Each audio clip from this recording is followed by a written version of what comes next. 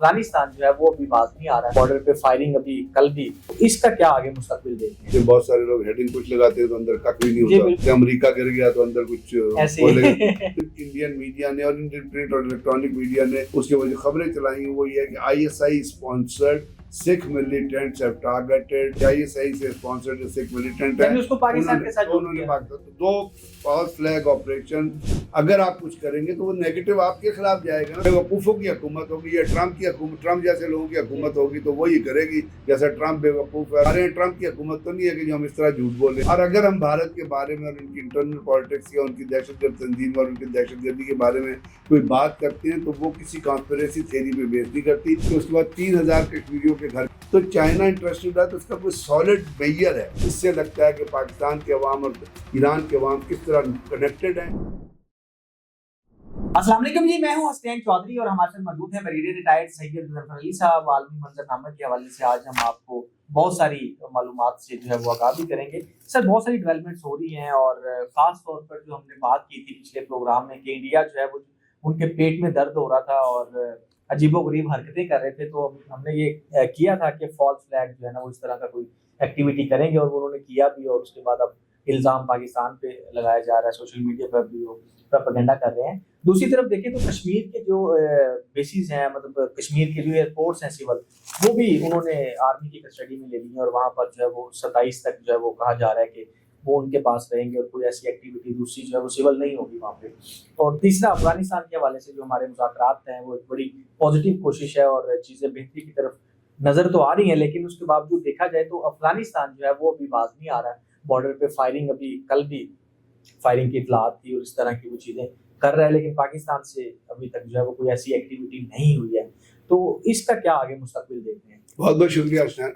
क्योंकि हमारा मकसद होता है कि जो इस प्रोग्राम का मकसद ये है कि जो ज़मीन पे ग्राउंड पे चीज़ें हो रही होती हैं, जो फैक्ट्स होते हैं ग्राउंड रियलिटी से आगाह करना, वो अपने सुनने वालों को बचाएं, कोई प्रोपेगेंडा ना करे। कोई सेशन में अमूमन जैसे आप देते हैं बहुत सारे लोग हेडिंग कुछ लगाते हैं तो अंदर कख भी नहीं होता। वो कहते हैं अमेरिका गिर गया तो अंदर कुछ बोलेगा। तो इसलिए जो फैक्ट्स हैं ग्राउंड के ऊपर वो हम अपने सुनने वाले थे और उसके ऊपर थोड़ा तजिया अपना देना चाहते हैं। और इससे सबसे पहले जो आपने बात की, परसों हमने जो प्रोग्राम किया था उसके अंदर मैंने फॉल्स फ्लैग ऑपरेशन का मैंने आपको इंडिकेट ये बताया था कि कहाँ होंगे। ये नहीं कहा था कि होंगे। एक मैंने कहा था कश्मीर का और एक मैंने कहा था दिल्ली या इस इलाके में होंगे। तो आपने देखा कि कल वो जो गंदरबाल के नजदीक जो एक वो हुआ, उसका जो ट्वीट आया उसमें इंडियन मीडिया जहाँ पे वो कह रहे हैं कि जी पाकिस्तान स्पॉन्सर्ड जो दहशतगर्द हैं या फ्रीडम फाइटर हैं वो और इंडियन सिक्योरिटी फोर्सेस के दरमियान जो है वो फायरिंग की तबादला हो रहा है, बहुत सख्त लड़ाई चल रही है, उसके अंदर 2 मारे गए हैं और उसके बाद बाकी जो पकड़े जाएंगे। तो उसका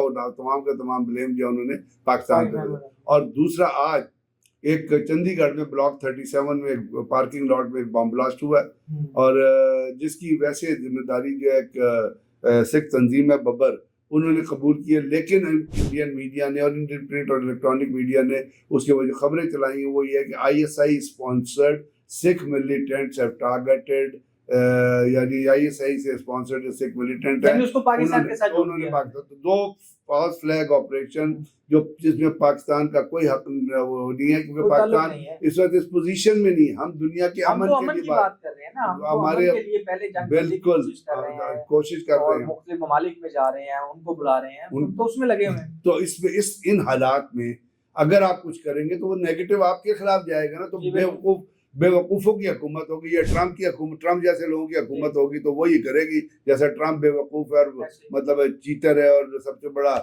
लायर है। तो हमारे यहाँ ट्रंप की हुकूमत तो नहीं है कि जो हम इस तरह झूठ बोलें और अपने बातों से फेरें। तो ये जो है चीज़ आज, तो इससे आपको अंदाज़ा होना चाहिए कि लोगों को अंदाज़ा होना चाहिए कि भारत का करैक्टर क्या है। और अगर हम भारत के बारे में और उनकी इंटरनल पॉलिटिक्स या उनकी दहशतगर्द तंजीम और उनकी दहशतगर्दी के बारे में कोई बात करते हैं तो वो किसी कॉन्स्पिरेसी थ्योरी पे बेस नहीं करती, उसके कुछ शवाहिद होते हैं। और ये मैंने बताया था कि पाकिस्तान ने एक ऐसा कम्युनिकेशन पकड़ा था जिसके अंदर रॉ को हिदायत की जा रही थी कि आप ऐसे फॉल्स फ्लैग ऑपरेशन प्लान करें। और एक और आपको चीज़ बता चलूँ, जो कुछ पहलगाम में हुआ था ना उसकी इन्वेस्टिगेशन पे अभी जो चीज़ें आ रही हैं उस पर एक इन्वेस्टिगेटिव जर्नलिस्ट है, उसने कहा था असल में वहाँ पे अमित शाह का बेटा जय शाह 5 स्टार होटल बनाना चाहता था, तो वहाँ ज़मीनों पे वो बन रहा है, वहाँ ज़मीनों पे कब्जा करना था।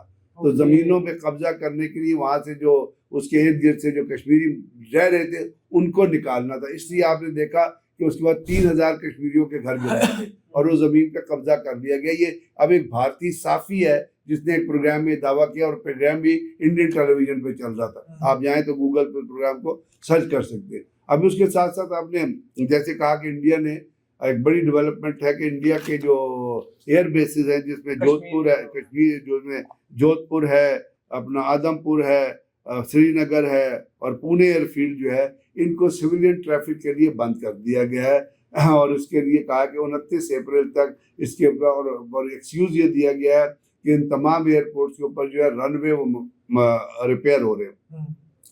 उनके रनवे रिपेयर होने की कोई, इसके ऊपर से जो अमेरिकन जो अपना फ्लाइट्स हैं उन्होंने कैंसिल कर दिया, लेकिन वहाँ पे कोई रनवे की हालत ऐसी नहीं है कि उनको किसी तरह रिपेयर किया जाए। इनमें जो रनवे, इसके पीछे भी कोई इसके अंदर रनवे बंद करके एक रनवे खोला, उसका कंट्रोल जो है इंडियन एयरफोर्स ने ले लिया। इसके साथ साथ खबर ये आई है कि इंडिया इस वक्त एक बड़े हाई प्रिसीजन एडवांस्ड माउंटेनस और रडार सिस्टम है, जो वो पाकिस्तान के जितनी पीक्स है ना उनके ऊपर वो उनको इंस्टॉल कर रहा है, बल्कि गालिबन इंस्टॉल हो चुके हैं। अभी उसका क्या मकसद है? और उसके साथ साथ इंडिया की तरफ से ये भी कुछ मुबैना तौर पर कुछ टीवी चैनल पे कुछ चल रहा था कि क्या इंडिया संदूर 2 की तैयारी कर रहा है। अगर कर रहा है तो ठीक है, लेकिन ये डेवलपमेंट जो है ये बुनियादी तौर पे जो एयरफोर्स के कंट्रोल में उन एयरफील्ड को दे देना और वहाँ पे सिविलियन फ्लाइट को जो है वो मना कर देना,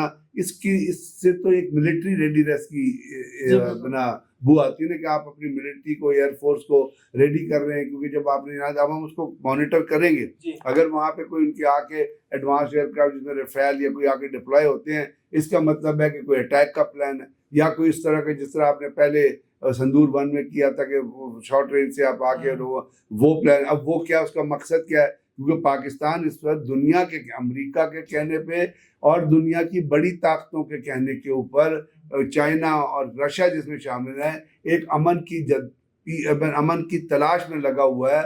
और उसके ऊपर पाकिस्तान में जो वजीर खारजा की मीटिंग हुई थी, उसके बाद जो पाकिस्तान के वजीर खारजा चाइना गए थे, उसके बाद एक 5 पॉइंट का एजेंडा भी जारी हुआ है, जिसके अंदर तमाम वो चीज़ें बताई गई हैं कि दहशतगर्दी नहीं होनी चाहिए, ये जंग रुकनी चाहिए, ईरान और अमेरिका दोनों से डिमांड किया गया। और उस आखिरी उसका प्यारा ये कहता है कि यूनाइटेड नेशंस को भी इसके अंदर एक एक्टिव रोल प्ले करना चाहिए। तो जब ये चीज़ें हो रही हैं और पूरी दुनिया उसको देख रही है और भारत जो है वो अपने आप में जल रहा है, उनके अंदर मतलब इस किस्म की एटीट्यूड हो गया, पार्लियामेंट में बात हुई है, उनके अपोजिशन बात कर रही है।